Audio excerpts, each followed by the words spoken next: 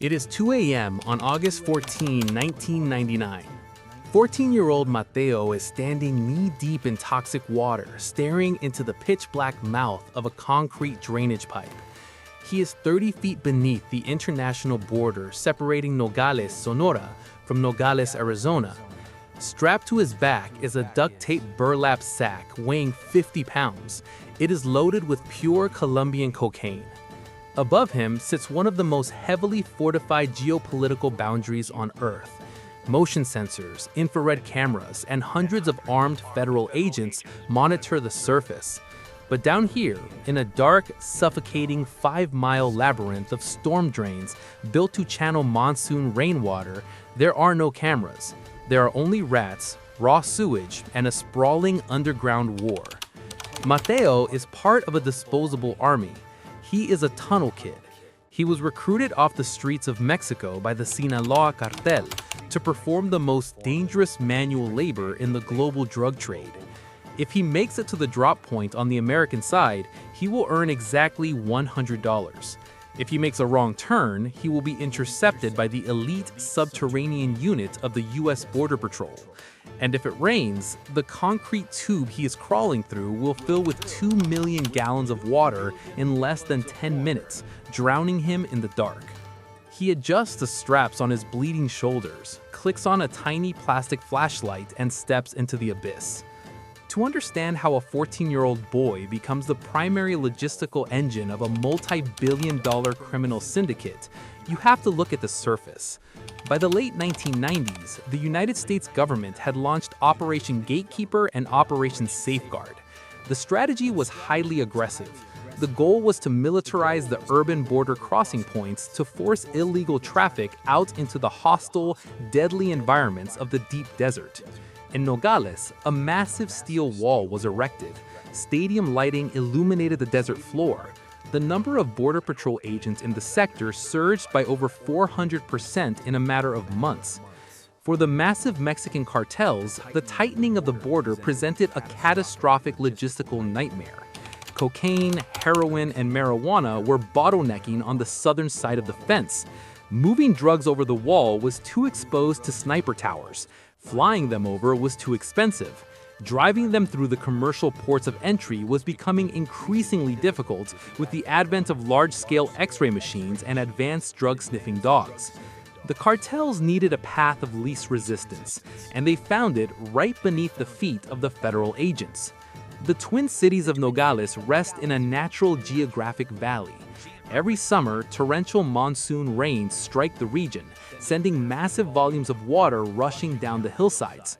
To prevent the cities from washing away, structural engineers over the decades constructed a massive interconnected system of underground storm drains. The Grand Avenue drainage system is a sprawling, unmappable network of concrete arteries. Some sections are massive vaulted tunnels, wide enough to drive a truck through. Other sections squeeze down into claustrophobic corrugated steel pipes barely 3 feet in diameter. Because water must flow downhill to prevent flooding, the system crisscrosses the international border completely unhindered by the steel walls above. It was the perfect smuggling corridor, but it required a very specific type of smuggler.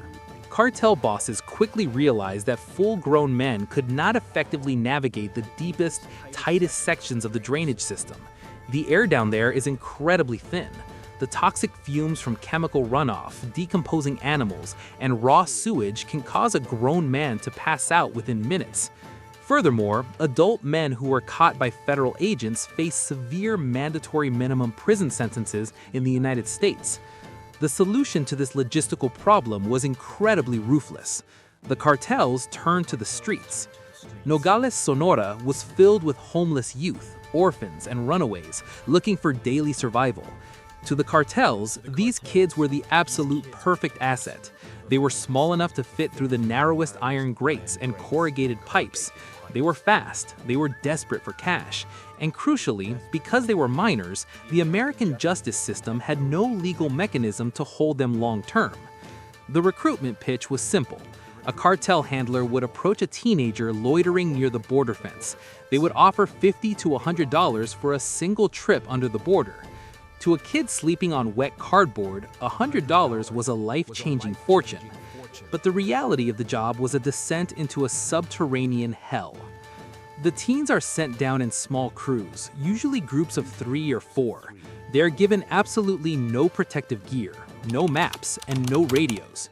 They are handed a cheap battery-powered flashlight and a heavy burlap sack.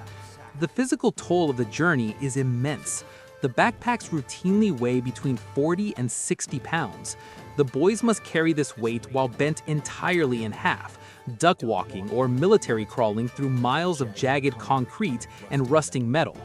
The water they wade through is a toxic sludge of human waste, discarded hypodermic needles, and caustic industrial chemicals. The smell of methane gas is omnipresent, and invisible pockets of bad air can cause sudden asphyxiation without any warning. But the hostile environment is only the first threat. As the volume of narcotics flowing through the drains exploded in the late 1990s, the US government realized they had a massive vulnerability directly beneath their own command posts. The Border Patrol could not simply seal the tunnels with concrete. Doing so would cause catastrophic flooding on both sides of the border during the very next rainstorm. The water had to flow, which meant the smugglers could flow with it. In response, the Border Patrol formed the Confined Space Entry Team. They were quickly nicknamed the Tunnel Rats. These were elite, heavily armed federal agents trained in subterranean warfare and hazardous navigation. They began mapping the main arteries of the Grand Avenue system. They installed heavy steel grates and thick iron doors deep underground to block the known smuggling routes. But the cartels adapted instantly. They sent down specialized crews armed with battery-powered angle grinders and heavy hydraulic jacks. They sliced through the steel bars. They tunneled around the iron doors, digging through the raw earth by hand to bypass the federal blockades. The authorities escalated. They wired the tunnels with high-tech seismic sensors, infrared tripwires, and thermal cameras. The moment a tunnel kid crossed a specific threshold beneath the earth, silent alarms would trigger in a secure command center on the surface. The cat and mouse game evolved into a terrifying subterranean war. The cartel handlers adapted yet again. They mapped the exact locations of the American sensors. They taught the teenagers how to shimmy up the walls of the pipes, pressing their backs against the ceiling to avoid the pressure plates hidden in the mud on the floor. They learned to mask their heat signatures and move in total silence. But outsmarting the sensors did not always mean outsmarting the law. When the subterranean sensors trip, the Border Patrol tunnel rats deploy immediately. They do not enter from the main mouth of the drain at the border. Instead, they drive ahead of the smugglers and drop down through heavy manhole covers strategically placed throughout the civilian streets of Arizona Nogales. They drop directly in front of the kids, cutting off their only escape route. For a tunnel kid, encountering the federal agents in the pitch-black dark is a terrifying ordeal. Imagine being 15 years old. You've been crawling through a 3-foot pipe for 2 solid hours. Your knees are bleeding from the concrete. The air is thick with methane and the smell of rot. Suddenly, a blinding tactical strobe light hits your face from the darkness ahead. Men in gas masks and heavy body armor are shouting commands at you, their voices echoing violently off the narrow tunnel walls. There is nowhere to run. Turning around means crawling backwards for 2 miles with 50 pounds of dead weight on your back. If the kids drop the drugs and try to run, they face the wrath of the cartel bosses waiting for them back in Mexico. The cartels do not accept lost cargo as an excuse. A dropped backpack means a massive financial debt is owed. And in the cartel world, debts are paid in blood. So the kids freeze. They drop their flashlights, they surrender. When a teenager is pulled from the storm drains and brought to the surface, the federal agents face a deeply frustrating legal reality. These are foreign nationals caught smuggling Class A narcotics, but they are legally minors. The American justice system cannot prosecute a 14-year-old Mexican citizen as an adult drug kingpin for carrying a backpack through a storm drain. There is no federal prison sentence waiting for them. There is no 20-year mandatory minimum. Instead, the teenagers are processed at the station, photographed, fingerprinted, and held temporarily in a juvenile holding facility. Within 24 to 48 hours, they are voluntarily repatriated. They are walked directly back through the official port of entry and released onto the streets of Mexico. The cartel handlers are waiting for them right outside the gates. The handlers immediately debrief the kids. They demand to know exactly where the agents were stationed. They ask which sensors are active and which grates have been repaired. They gather critical intelligence on the subterranean battlefield. And then, a few days later, they strap another 50-pound backpack on the exact same kid and send him right back down into the dark. It's an endless, highly calculated loop. The cartels risk absolutely nothing. The cartel bosses never set foot in the toxic mud. They never breathed the methane gas. They never faced the tactical lights and the rifles of the federal agents. They simply used the limitless supply of desperate youth as disposable machinery. If a kid is caught, the cargo is temporarily lost, but the operational cost to the syndicate is virtually zero. The kid is just a number on a spreadsheet. But getting caught by the Border Patrol is actually the best-case scenario for a tunnel kid. The true terror of the Grand Avenue system is the weather. The Arizona and Sonora deserts are defined by their sudden, incredibly violent monsoon storms. A perfectly clear afternoon sky can turn into a torrential downpour in a matter of minutes. When that happens, the water does not slowly trickle into the drainage system.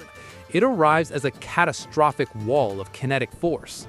A kid crawling through a narrow pipe 60 feet underground cannot see the weather on the surface. They cannot hear the thunder over the echoing drips of the tunnel. The only warning they receive is a sudden, sharp shift in air pressure, a strange, deep rushing sound echoing from miles away in the dark.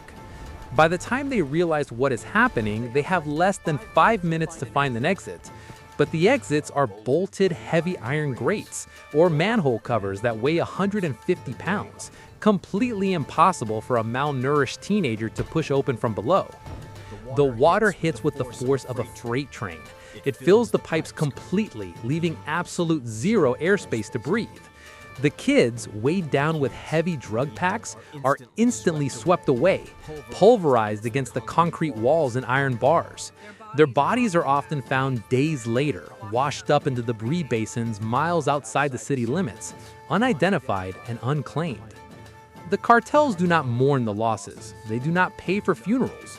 They simply recruit the next kid sleeping on the street.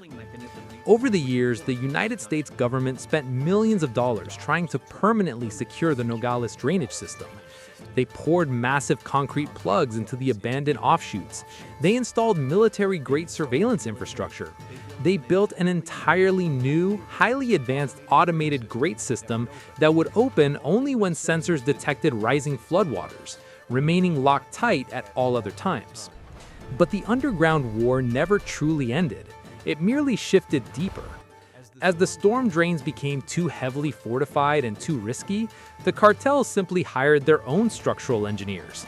They bypassed the drainage system entirely, using hydraulic drills and laser-guided boring machines to construct sophisticated, air-conditioned narcotics corridors 60 feet beneath the border, complete with railcar systems and electrical lighting.